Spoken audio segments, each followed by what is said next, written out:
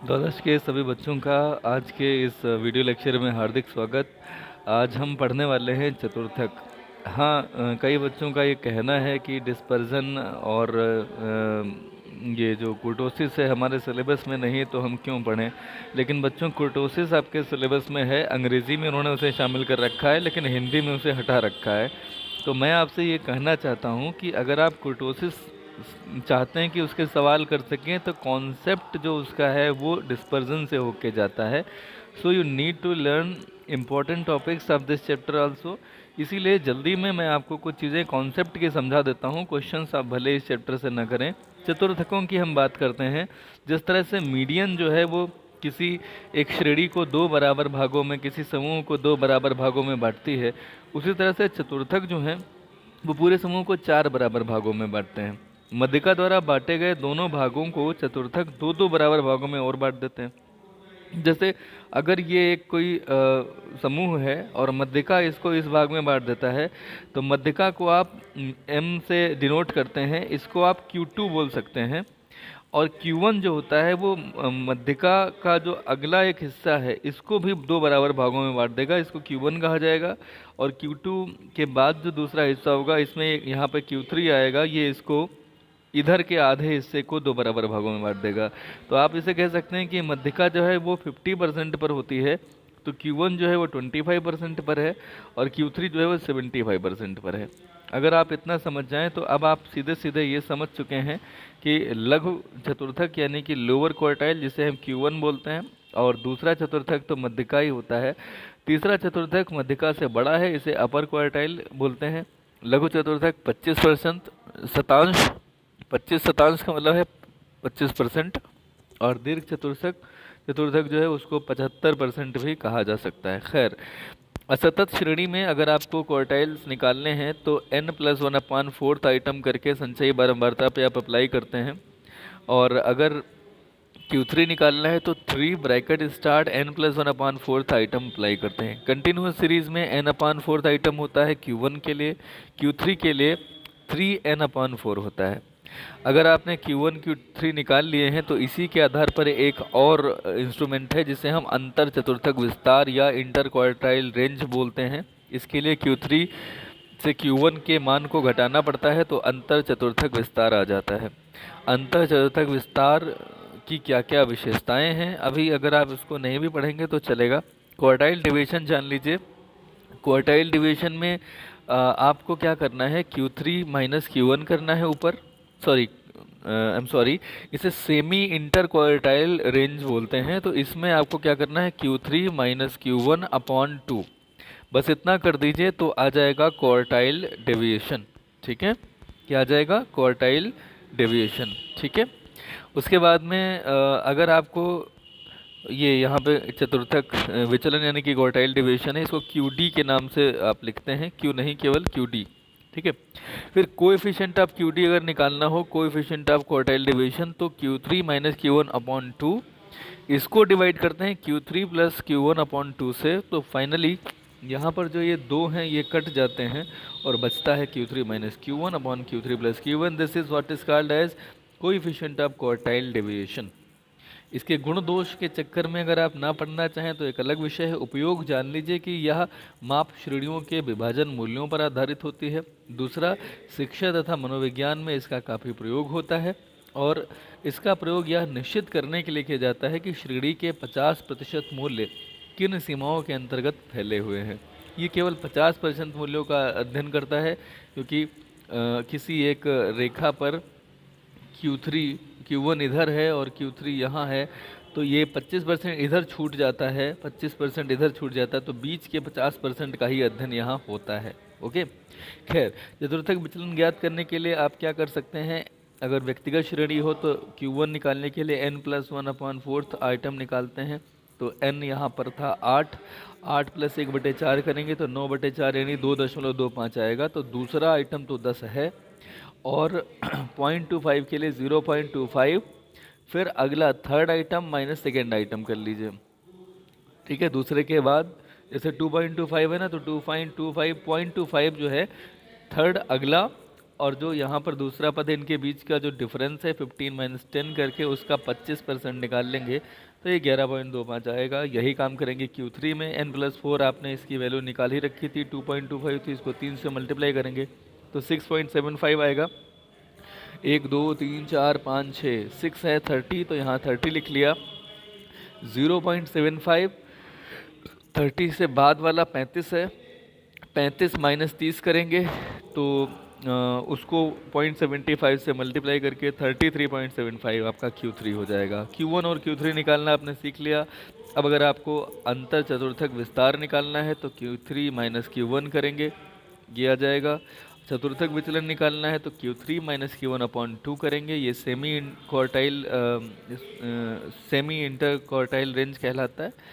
और after that अगर आपको इसका निकालना है क्या बोलते हैं कोएफिशिएंट, तो आपको करना होगा Q3 minus Q1/Q3 plus Q1, और जो आएगी वैल्यू वो कहलाएगा कोएफिशिएंट ऑफ क्वार्टाइल डेविएशन। ठीक, चलिए खैर ये यहाँ पर है, ये यहाँ पर किया गया है। ठीक है, अब बात आती है व्यक्तिगत श्रेणी के बाद अगर खंडित या असतत श्रेणी में, तो यहाँ पर फ्रीक्वेंसी होंगी। मतलब यहाँ पर आपको साइज x दिया गया होगा और फ्रीक्वेंसी होगी, तो इनकी क्यूमुलेटिव फ्रीक्वेंसी आपको निकालनी पड़ेगी। फिर आप फार्मूला वही लगाएंगे n+1/4 आइटम। तो यहाँ जब आपने 25 + 1/4 किया तो 6.5 आया, जो आप जानते हैं 7 में शामिल है। तो Q1 की वैल्यू कितनी हो जाएगी? Q1 की वैल्यू हो जाएगी 5। ठीक है, Q3 की वैल्यू निकालने के लिए जब आगे चलेंगे तो आप क्या पाएंगे, n+1/4, और इसको 3 से मल्टीप्लाई किया गया है, तो अल्टीमेटली ये आ जाएगा 19.5 आइटम, जो कि यहाँ पे 22 में है। 22 के आगे कितना है? 7। तो आपका Q3 कितना हो गया? 7 है। ठीक है, Q3 7 हो गया। अब आप अंतर चतुर्थक विस्तार, चतुर्थक विचलन और चतुर्थक विचलन गुणांक भी निकाल सकते हैं। लेकिन अगर कहीं पे क्लास दिए गए हों तो क्लासेस में आप क्लास लिखेंगे, आवृत्ति लिखेंगे, संचयी आवृत्ति लिखेंगे। आफ्टर दैट आपको जो काम करना है वो क्या करना है, Q1 n/4। जब आपका कंटिन्यूस सीरीज की बात आती है तो वहाँ n+1 नहीं होता, n/4 लगता है केवल। तो 44/4 यानी 11वां पद। अगर आप ध्यान से देखें 11वां पद कहाँ पर है, तो 11वां पद जो है आपको 12 क्यूमुलेटिव फ्रीक्वेंसी में मिलेगा। कहाँ मिलेगा? 12 क्यूमुलेटिव फ्रीक्वेंसी में मिलेगा, 10 से 20। अब यहाँ पर L1 आपका हो गया 10, 20 हो गया, L2 फ्रीक्वेंसी हो गई 8, और जो आपका C है वो हो गया 4। तो आप देखिए यही यहाँ पर वैल्यूज़ लिखी हुई हैं। L1 यही सारी वैल्यूज़ यहाँ पर आपने लिख रखी थी। फार्मूला इसका क्या होगा, Q1 L1 + L2 minus L1/F, और वहाँ जहाँ मध्यिका में m-c होता था, m का मतलब होता था n/2, यहाँ पर Q1 - c है, Q1 का मतलब है n/4। This is the difference, बाकी सब कुछ मध्यिका जैसा।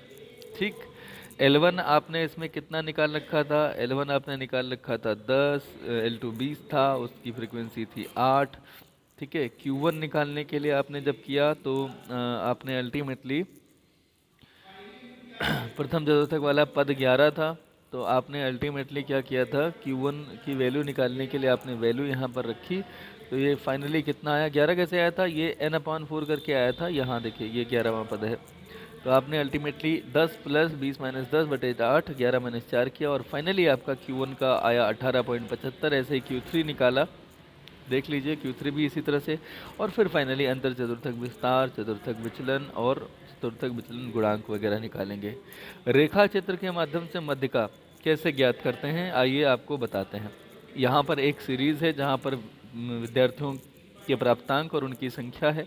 आपको सबसे पहले इसे क्यूमुलेटिव फ्रीक्वेंसी में बदलना होगा।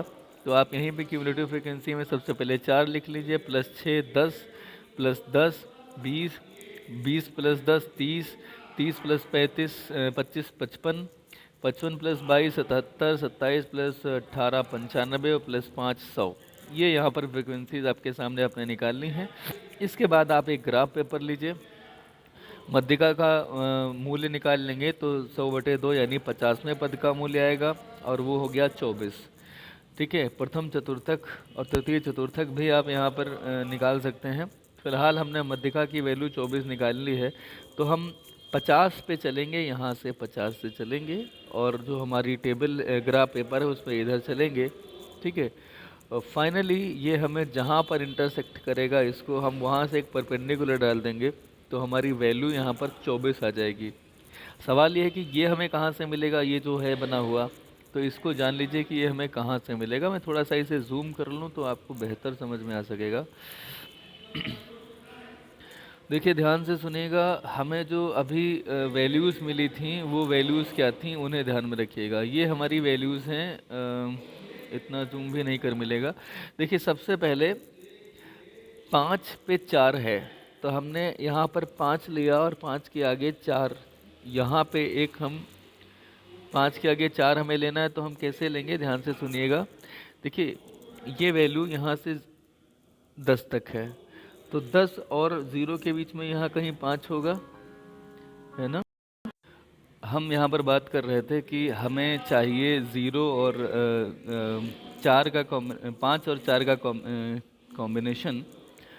तो 5 हमारा यहाँ पर है और ऊपर से हम यहाँ देख रहे हैं कि 0 और 10 के बीच में यहाँ पर 10 पॉइंट लगे होंगे, तो हम 5 से एक नीचे यहाँ पर 4 का कॉम्बिनेशन लेंगे और इसके आगे हम इस लाइन को मिलाएंगे, तो ये जहाँ पे हमें कट करेगा वो हम एक डॉट लगा लेंगे।